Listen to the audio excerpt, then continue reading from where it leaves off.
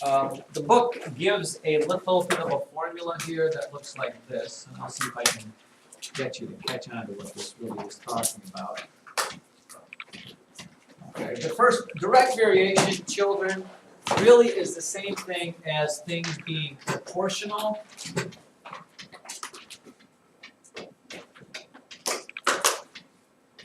Or if you think about it this way, as one thing goes up, so does the other in proportion.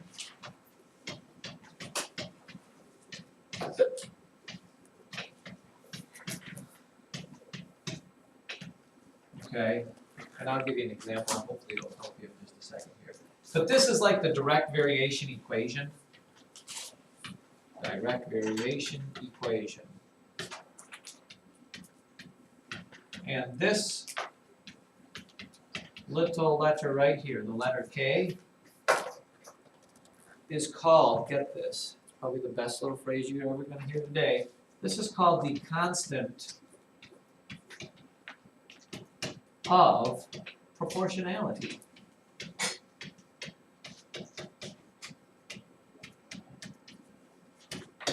The constant of proportionality.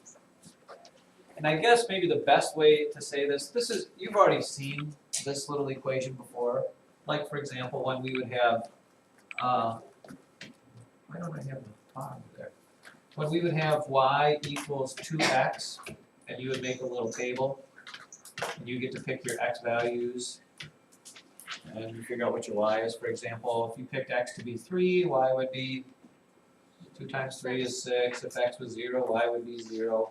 If x was 5, y would be 10 or whatever there, okay? It's just like that, except before we would always, a lot of times, have another number over here, like 2x plus 3, okay? For things to be proportional, you can't have this. Okay, it has to just be this. And here's an example of it. People have jobs, and you either get paid by the hour when you have a job, or you get what they call salary, which means you get paid the same no matter how many hours you work. If you get paid by the hour, that is a direct variation equation. Let's say minimum wage, you guys get a job, and minimum wage, let's say, is $8 an hour. That would mean y equals 8 times x, where x is the number of hours that you work. Okay, and your pay goes up proportionately based on the number of hours you work. If you work 1 hour, you're going to make $8. Okay, if you work 6 hours, you're going to make $48. That is directly proportional. The constant, which means never changes, the constant of proportionality means you're multiplying by 8.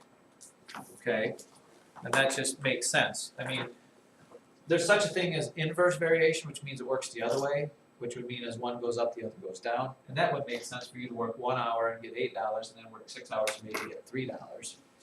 Okay. Most things we deal with go proportionally up. Now, for things to be proportional when you graph them, okay, we talked about this, I believe, before.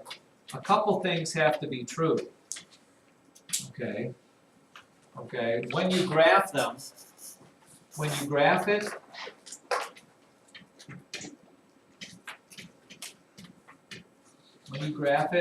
it has to start at 0. It has to start at the origin. It has to start at the origin. Okay, and it also has to be a straight line when you graph it. Because a straight line means that as one goes up, the other one's going up in the same kind of increment there. Now, I was going to do this here. Let me show you an example of this. I was thinking about doing this and I forgot all about it. Let's go to, what do we got, math stuff? I should have you do this. Course 3, a lesson? 69. Take a look here, because a book gives you a couple different examples of things that are proportional or that vary directly and things that don't vary directly. Hopefully this doesn't take too long. 10, 9, 8, 7, 6, 5, 4, 3, 2, 1. It doesn't take too long. Let me show you this example here, if I can find it. Here we go. Well, I'm gonna show you the. Maybe I don't want to show you that. Here is something. Okay, is this directly proportional? If a taxi company charges $3 to start the ride plus $2 per mile.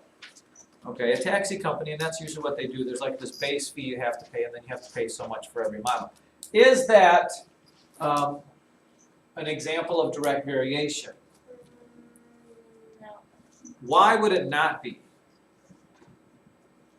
Okay. Or what would make it? What would you change on it that would make it? Would be Lauren? Well, to change it, you would have to say that the turning turn two, and then keep going with the 2 hours. Well, no. To make it, the thing that makes it not direct variation is having this beginning charge of $3 to begin with. Okay, because like I said, if you were graphing this, when you go 0 miles, when you go 0 miles, go back to that. Get this baby again. In order for this to be direct variation, when you go 0 miles, you'd have to pay $0. Why is that? Because that would, when you graph it, that would start at the origin. Okay, so you can't start anywhere but at the origin. If you took this away, if you took away the beginning $3 charge, then it's directly proportional because you're just getting straight up $2 per mile. You go 0 miles, you get charged $0. You go 1 mile, you get $2, 3, 4, 5, 6. How about the second one? The area of a square is the square of its sides. Square of the length of its sides. And here's the chart for it. Okay. Now if I put 0 in for this, Jack, take that off, will you please? I can't deal with the jingle bells. You can put it back on later. Why don't you put it on that table there so I don't have to listen to you. You can play with it later. Okay. Think about this table here. If I put 0 in for s squared, if it had 0 sides, what would its area be? 0. So that starts at the origin. It would start at the origin, so that it solves that one. But when you graph this, would it be a straight line? Well, for 1 squared is 1, so you get a point right there. 2 squared is 4. 3 squared is 9. And when you actually do this, when you do the square thing, you end up with this thing that looks like that. Matter of fact, there's one on the second page here, because they actually do this for you somewhere here. Let me show you what the, there's the taxi, and see where the taxi, if you graph it, at 0, it doesn't start at 0, it starts at $3 because of the initial $3 charge. Wait, where'd it go? Maybe the other graphs aren't there. Have I exploded too big here? I guess it's not there. Sorry. Sorry. Okay, so this one is not because it's not a straight line, it's a curved line that it puts up there.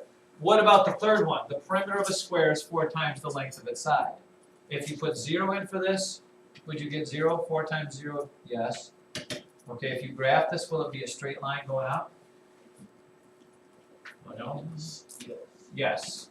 Okay, because 1, 4 is here, 2, 8, 3, whatever, and it's a straight line that comes right down to the origin like that.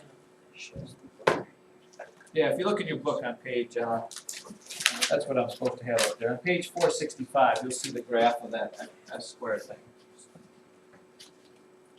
Now, another way to check and see, children, is this.